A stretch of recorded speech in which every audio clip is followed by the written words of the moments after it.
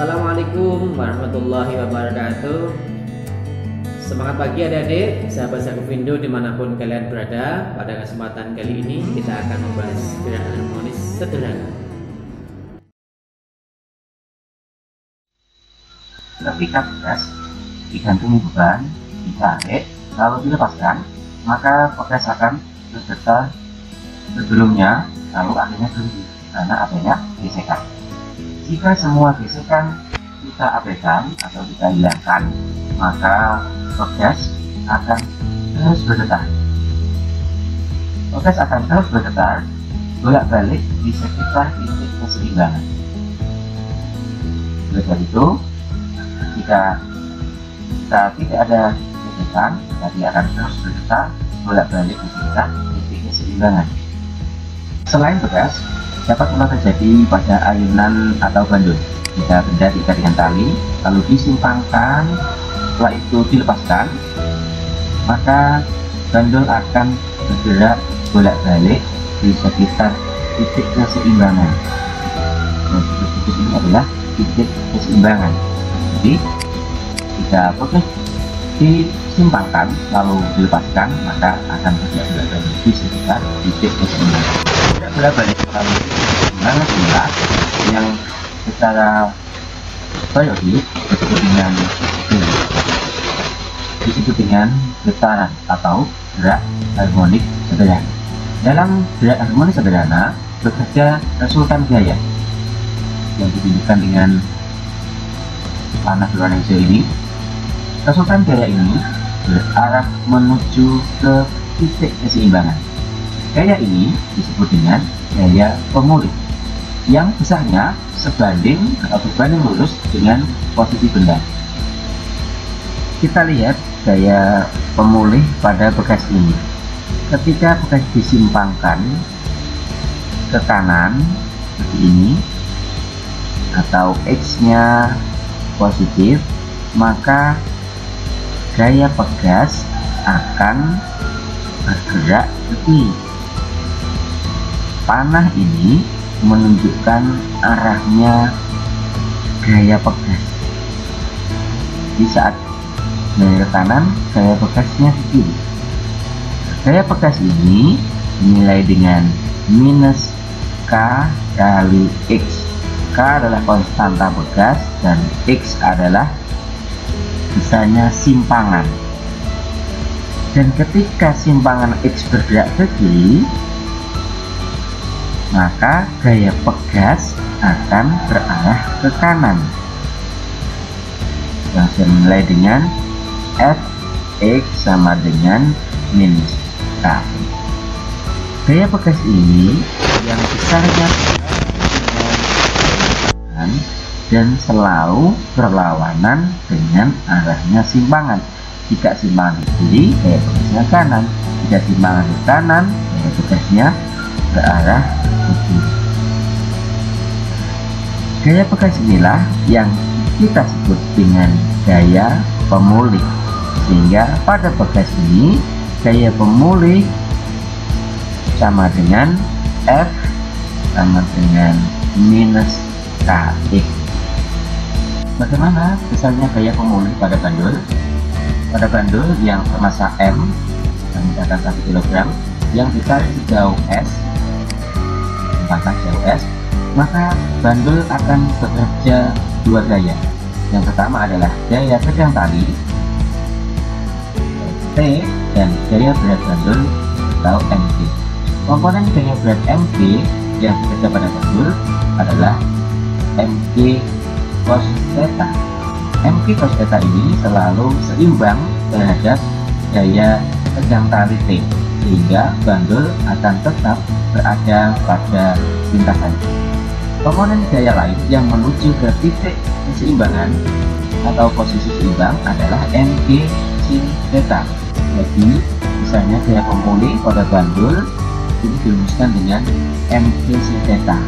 Nah, gaya yang berarah ke titik keseimbangan itu bernilai Mg sin theta, sehingga dikatakan bahwa Mg sin theta itu merupakan gaya pemulih pada bandul yang arahnya menuju ke titik keseimbangan.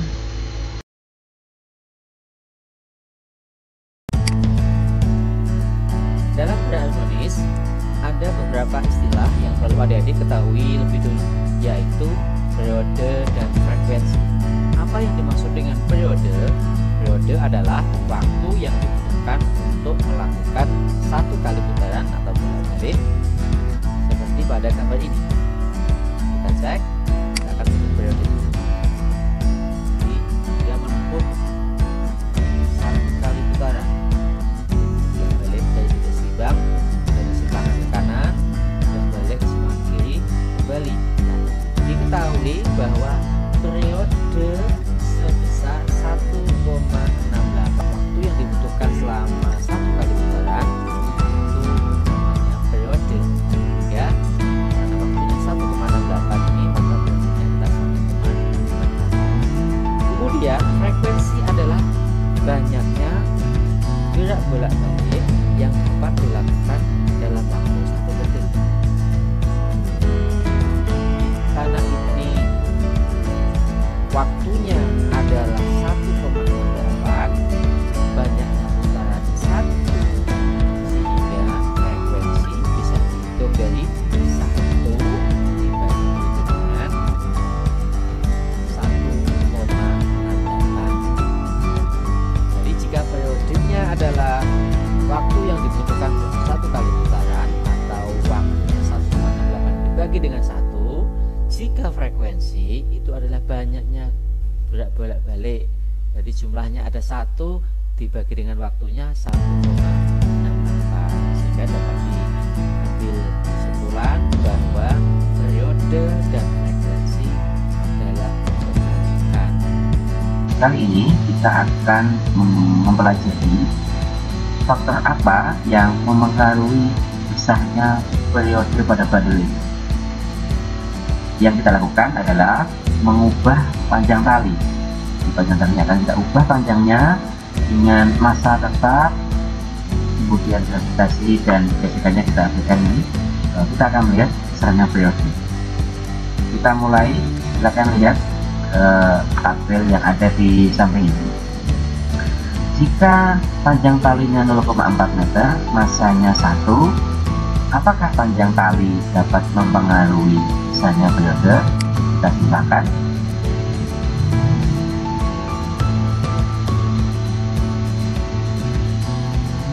Kita akan lihat berapa besarnya periode sekarang ini. Diperoleh periodenya adalah 1,27. Ya. Sekarang bagaimana jika kita panjangkan talinya menjadi 0,6 dengan massa tetap? Cek simpangannya 15 derajat sama. Berapa besarnya periode yang dihasilkan? Cek. Ya, 1,56, yang sebelumnya 1,27. Kita ulangi lagi untuk panjang 0,8. kita ubah. Kita simbangkan 15 derajat. Kita akan lihat berapa besarnya periode. Periodenya menjadi 1,8. Jadi panjang tali semakin kita besarkan atau kita panjangkan, maka periodenya semakin besar. Kita ubah lagi talinya 1 meter, massanya tetap 1 kilogram. Kita simpangkan dengan simpangan 15 derajat. Kita akan mengetahui berapa besarnya periode.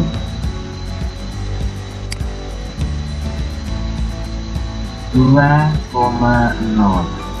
Jadi dapat kita lihat bahwa semakin panjang tali, periodenya semakin besar. Dapat kita ambil kesimpulan bahwa panjang tali mempengaruhi besarnya periode. Semakin panjang talinya, periodenya akan semakin besar. Apakah massa beban mempengaruhi besarnya periode? Kita akan melihat dengan cara mengubah massa beban dengan panjang tali tetap. Perhatikan tabel yang ada di samping. Kita akan mengubah panjang talinya mulai dari 0,5 sampai dengan 1,2 dengan panjang tali 0,5. Pada panjang tali 0,5, kita mulai untuk massa beban 0,5 kg. Kita timbangkan 15 derajat.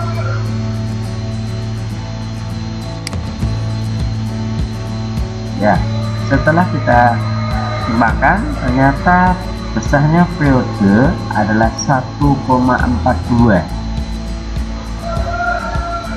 Kita ubah bagaimana jika massa bebannya kita pecahkan dari 0,8. Timbangkan lagi 15 derajat.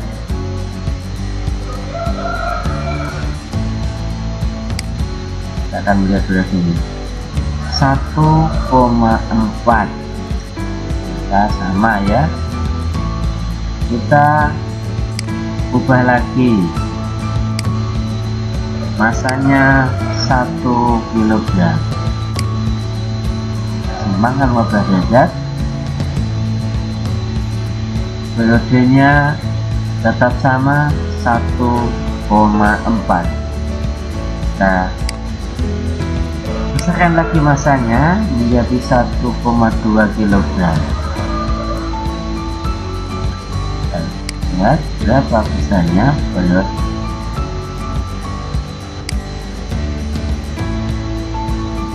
Tetap 1,4.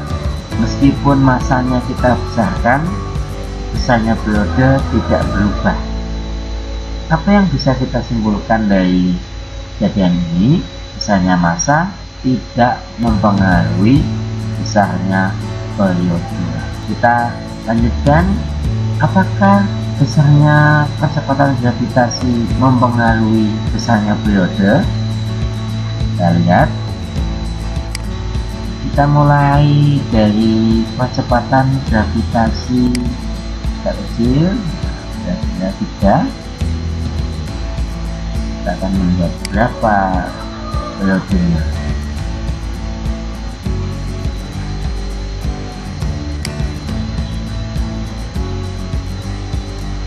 Misalnya periode untuk gravitasi 3 meter per sekund kuadrat adalah 2,5.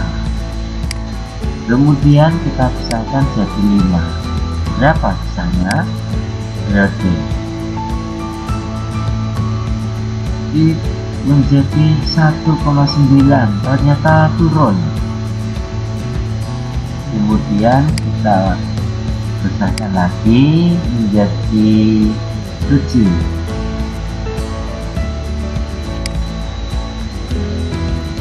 Periodenya menjadi 1,6. Jika gravitasinya 7. Bagaimana jika kita akan jadi 10? 10. Ini simpangannya sama, periodenya makin mengecil jadi 1,4. Dari perubahan besarnya percepatan gravitasi ini dapat kita simpulkan bahwa ternyata gravitasi mempengaruhi besarnya periode. Semakin besar percepatan gravitasi, periodenya semakin kecil. Kalau tadi panjang tali, semakin panjang talinya, periodenya makin besar. Kalau massa tidak mempengaruhi periode untuk gravitasi, semakin besar percepatan gravitasi, periodenya semakin kecil. Dari hasil animasi tadi dapat kita ambil kesimpulan bahwa periode hanya dipengaruhi oleh kecepatan gravitasi dan panjang tali. Secara matematis, misalnya periode dirumuskan dengan T sama dengan 2P akar L per D. Jadi jelas bahwa hanya panjang tali dan gravitasi yang mempengaruhi besarnya periode.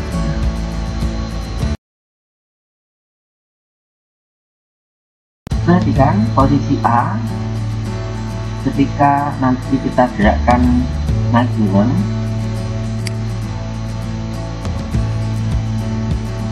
posisi A yang bergerak bolak-balik melalui titik keseimbangan. Bila kita proyeksikan titik A terhadap sumbu Y, maka simpangan A ini akan membentuk grafik sinusoida seperti pada gambar ini, yang bisa kita rumuskan untuk simpangannya. Titik A ini adalah Y sama dengan A sin omega T. A adalah amplitudo atau simpangan terjauh. Kemudian omega T adalah sudut fase ketemu. Bila titik awal bergerak dari theta 0, maka persamaan simpangannya menjadi Y sama dengan A sinus omega T plus theta 0. Bila omega sama dengan 2pi per T, maka simpangannya sama dengan Y sama dengan A sin 2pi T kecil dibagi T besar atau waktu dibagi periode ditambah dengan theta 0. 2pi T kecil dibagi T besar adalah sudut fase, dan T kecil dibagi T besar atau waktu dibagi dengan periode disebut dengan fase. Kecepatan gerak harmonik merupakan turunan pertama dari posisi atau simpangan terhadap waktu. Sebuah benda yang awalnya bergerak pada theta sama dengan 0, maka besarnya kecepatannya adalah Vy sama dengan omega A cos omega T. Nilai Vy akan bernilai maksimum jika cos omega T sama dengan 1, sehingga kecepatan maksimum adalah sama dengan omega kali A. Kecepatan adalah turunan kedua dari posisi atau turunan pertama dari kecepatan, sehingga dapat diperoleh kecepatan AY sama dengan minus omega kuadrat kali A sin omega T. Nilai kecepatan AY dan nilai maksimum jika sin omega T sama dengan 1, sehingga kecepatan maksimumnya adalah minus omega kuadrat kali A. Tanda minus menunjukkan bahwa pada saat simpangan Y bertanda positif, arah kecepatan A adalah sumbu Y negatif. Sebaliknya, pada simpangan Y negatif, arah kecepatan AY adalah sumbu Y positif. Seperti halnya gaya pemulih. Dengan kata lain, sesuai hukum 2 Newton, arah kecepatan A selalu sama dengan besarnya gaya pemulih.